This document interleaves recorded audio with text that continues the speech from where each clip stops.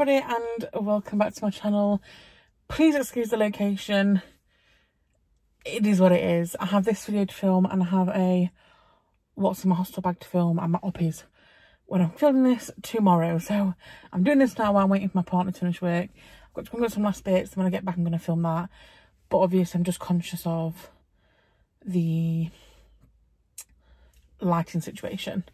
So I just got to do it what I've got to do. And I know I'm in my car and I know people are going to walk past the street and think, oh, what a crazy woman.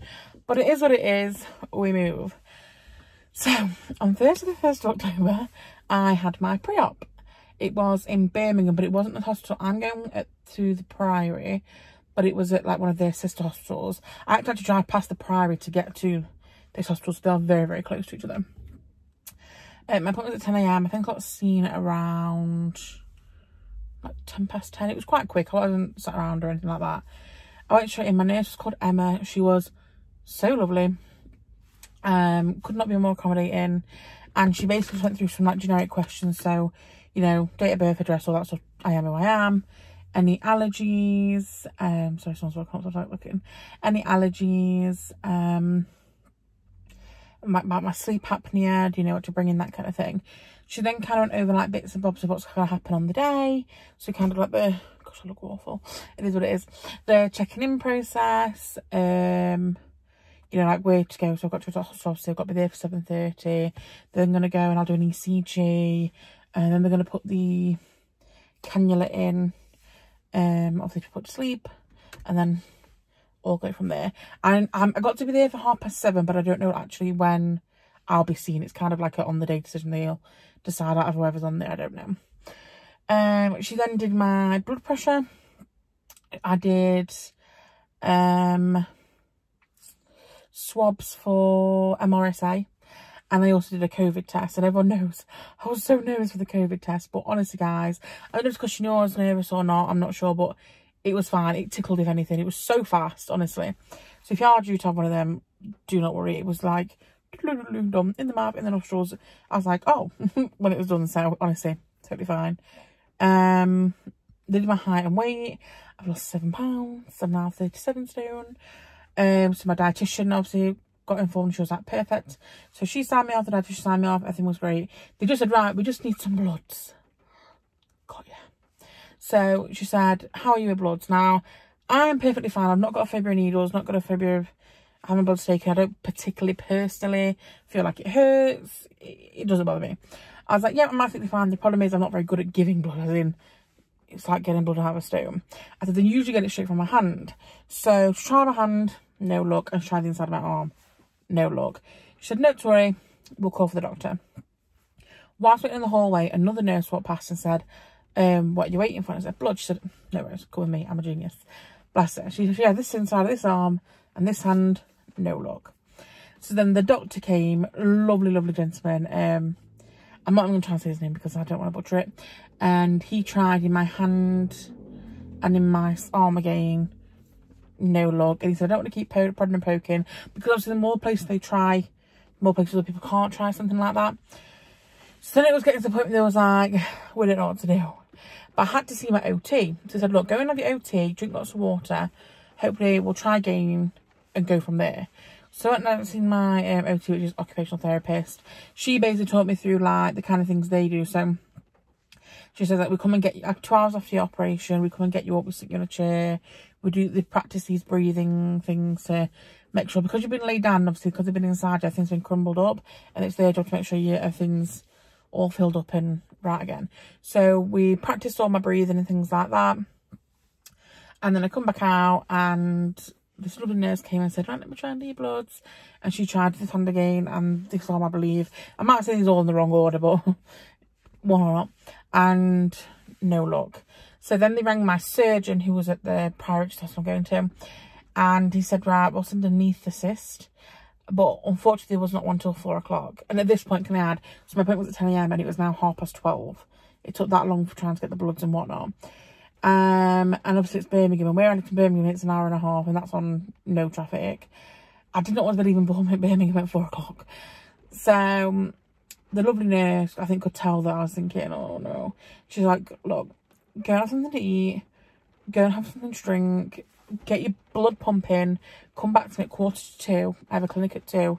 Come back 1:45 and I'll try you one last time. Sadly, the problem is they needed like 5 lots of bloods, and then, sorry if you can hear the rings, I've seen in my car. They needed 5 lots of bloods, and they needed to take another one of them, they had to repeat one of them 30 minutes later. So that's the dynamic.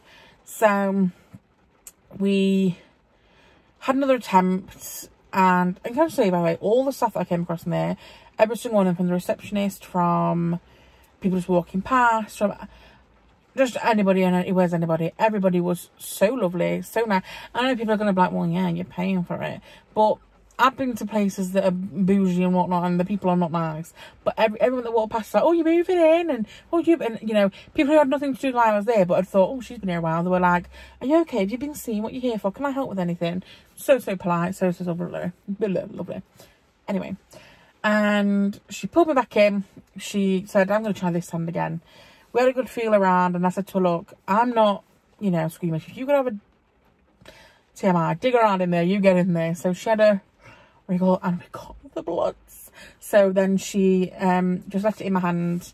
I had my 30 minutes, come back, did the last one, and took it. After she's walking down the corridor, public announcement, I just want to say that I was successful in getting Laura Blower's bloods. And that was that. So then I got a call on Saturday, so the 3rd October, and it was my anaesthetist, so I'm guessing everything's come back fine. He then talked me through, so, you know, we'll put this in your hand, you'll drop off to sleep, we'll put a tube down you, then we'll try not to break teeth, and just explain more like the process of those things, but I'll be asleep, so who knows. And yeah, we're all good to go. I can't believe it. I cannot believe that as of time of filming this now, like I said, it is Monday, my operation is literally tomorrow, well, at 7:30, but I have to be there at 7:30. I'll be leaving my home at 5:30 with my lovely grandmother and mum. And sorry, I've just noticed my partner's back. I can just see my own mirror. He's got it further up and he's gone in, so I don't think he realised I'm here. And yeah, so thank you for all your support. Thank you for all of you that have been here from the very beginning and have been waiting for this day to come around, because it's finally here. So I'm going to upload this. I might upload this tonight, all being well, so Monday night, hopefully. And then I'll probably upload the what's in my hospital bag either like tomorrow or the next day. And then by that point, I would have obviously been able to film bits and bobs at the hospital and have like a bit of like an operation vlog kind of thing going up. Obviously, it's hard because I don't know what I can and can't film. Yeah, on the pre-op day, I had no intention of asking them if I could film things, but especially my bloods and whatnot, I think it was best that I didn't. It would have been even more of a faff. And I just think it makes things a hell of a lot easier. There's just somebody walking past. So yeah, sorry. I think it would have made things a hell of a lot worse, not easier. So obviously I will film what I can, but I think it might be a bit more of like a, hi, I've had this and I'm going down, and then a hello. Obviously, I think I mentioned before, but due to the current situation and coronavirus, there can be no visitors. So I don't know how much post-op content I'll be getting. I don't think it, to be honest with you, it probably won't be so I can function, because I can't imagine I'm going to film myself, you know. But obviously, I will try my best to get as much content for you as I can. And sorry, I've got a chewing on, just sorry. It's here. How am I feeling? I try not to think about it, because when I do, I honestly feel like I can't breathe. Dramatic, I know, but that's how it gets. It starts to feel like my chest is tight. I was driving today and I was thinking about it, because I just said bye to one of my friends I'm obviously going to see now, and she was crying.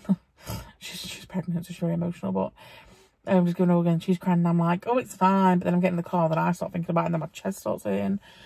But yeah, it's exciting. That's what you got to remember. It's exciting.